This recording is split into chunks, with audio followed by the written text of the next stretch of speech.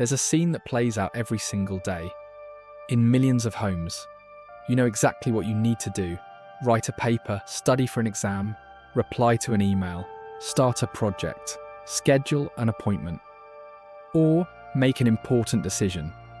You promise yourself you'll start in a little while, after coffee, after organising your desk, after replying to just one more message. And without even realising it, the hours pass, the day ends, and the task is still exactly where you left it. Then a question begins to emerge. If we know what needs to be done, why do we so often find ourselves unable to even begin? Is it laziness, a lack of discipline, or is something much deeper happening inside the brain?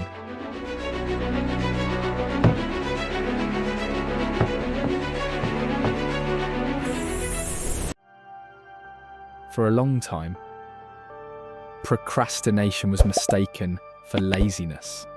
But modern psychology suggests that explanation is far from enough. Even incredibly dedicated people who work long hours every day, procrastinate. Teachers, doctors, business owners, artists, researchers, students, almost everyone has put off an important task at some point. And here's the curious part. Sometimes, the more important a task is, the more likely we may be to avoid it. If procrastination was simply laziness, that would be difficult to explain. There's a fascinating characteristic of the human brain. It tries to conserve energy. For millions of years, survival meant carefully managing limited resources, thinking deeply, planning, solving complex problems. All of these require energy. So, whenever possible, the brain looks for shortcuts. It chooses familiar behaviours, avoids unnecessary effort. Not because it's trying to prevent us from growing, but because it was shaped to survive. And for most of human evolution, conserving energy increased our chances of staying alive. Imagine two parts of your mind asking completely different questions. One asks, what's best for my future? The other asks, what feels better right now? On most days, those two answers come into conflict. Study now, or watch just one more video. Go to bed early, or keep scrolling. Save money, or buy something right now. Procrastination often emerges from this exact conflict between what we want in the long term and what offers an immediate reward. Our brains have specialised systems that learn which behaviours tend to produce rewards. For thousands of years, finding food, resting, connecting with other people, all of these increased our chances of survival. Today, those same systems are still operating. But now they're surrounded by stimuli that offer small rewards, almost instantly. A notification, a short video, a new message, a like. Each one can capture our attention, even if only for a few moments. Meanwhile, important tasks often offer rewards that feel much further away. Studying may produce results weeks later. Exercise can take months to show results. Learning a profession may take years. The brain naturally recognises this difference and tends to favour whatever seems to offer a benefit right now. There's another interesting discovery. We don't always avoid a task because it's difficult. Sometimes, we avoid it because it feels too big. When the brain perceives an enormous challenge, it may interpret it as something beyond our control. And when we feel overwhelmed, something curious can happen. Instead of starting small, we avoid starting altogether, as if avoiding the task could reduce the discomfort. But that relief rarely lasts, because the longer we delay, the more our anxiety tends to grow, and the bigger the task itself begins to feel. Up to this point, it might seem as though our brains were programmed to procrastinate, as if we were trapped in this behaviour, But that isn't psychology's most important discovery. Over the past several decades, researchers have begun to recognise that procrastination may not primarily be a time management problem or a problem of laziness. It appears to be much more closely connected to the way we deal with emotions like anxiety, insecurity, frustration, and fear of failure. And that discovery completely changes the way we understand why we put off so many things until later. For a long time, procrastination was treated as an organisation problem, as if better time management were all it took. But research began to reveal something far more interesting. Most of the time, we're not avoiding the task itself, we're avoiding the emotion it creates. Anxiety, fear, insecurity, frustration, doubt. When we put off a task, the discomfort decreases for a few moments. The brain interprets that relief as a small reward and quickly learns an association. When this task appears, avoid it. The problem is, the relief doesn't last, but the task is still waiting. There's a curious relationship between perfectionism and procrastination.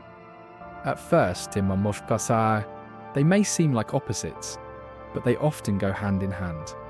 When we believe everything has to be perfect, starting becomes frightening, because every mistake begins to feel like failure. So we wait for the right moment, the perfect inspiration. More knowledge, more confidence, but that moment rarely comes. And while we wait for perfection, time keeps moving. What could have been just a first step becomes a mountain that grows larger and larger. There's another fascinating discovery. Our brains are constantly learning which behaviours tend to produce rewards.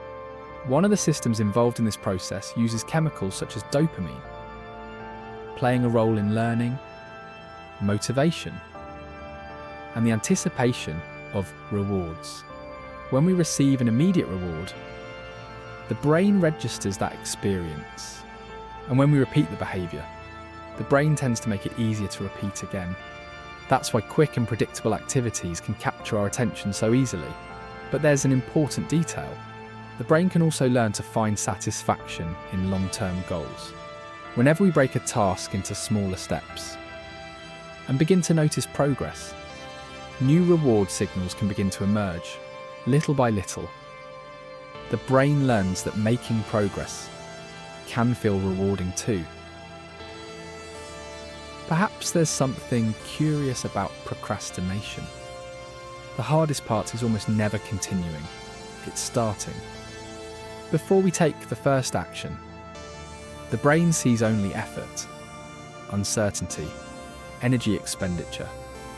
But once we begin, something changes.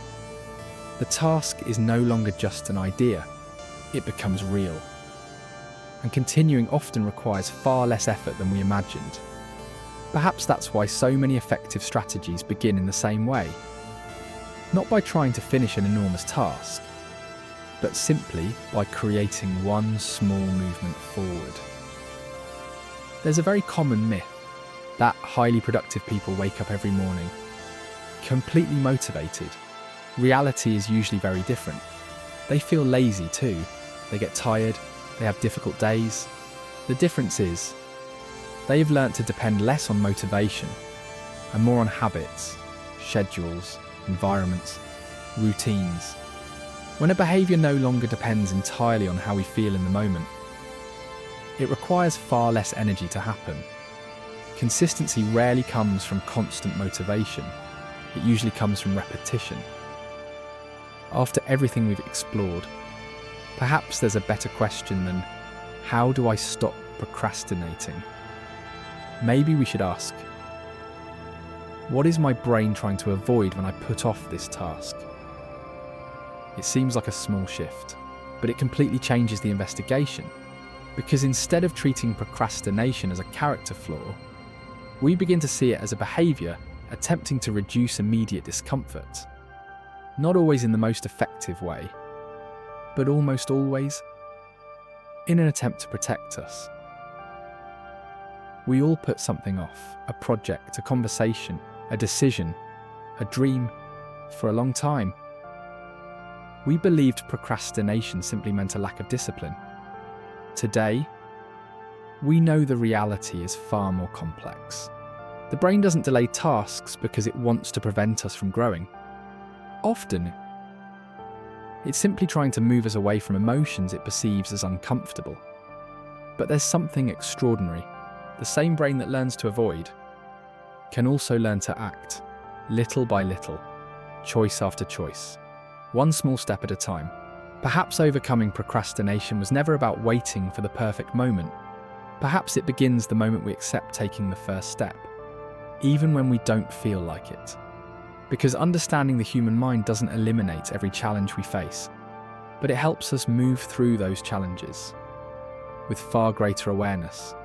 And perhaps every great achievement began in exactly the same way, with someone deciding to start, even before they felt ready.